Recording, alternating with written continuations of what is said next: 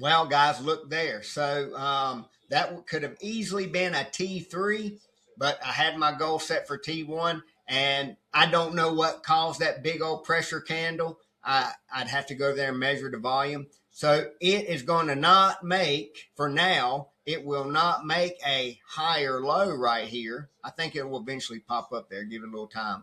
But it could make a continue this lower low. So wasn't expecting that. I was expecting it to hit here, and it hit here. So let's take a look. Yeah, so 2.5 pips.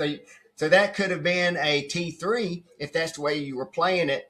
But that was my last play, and I just wanted to get out of it. So we'll see how this thing plays out. If you want to play any more, make sure you get all your steps again. You can't just milli vanilli hop in it now. You'd have to start the process. Where's my step one? Where's my step two? How much time I'm going to give it. So, in all honesty, that looks pretty good. So we should get some bull candles pull back and play it again.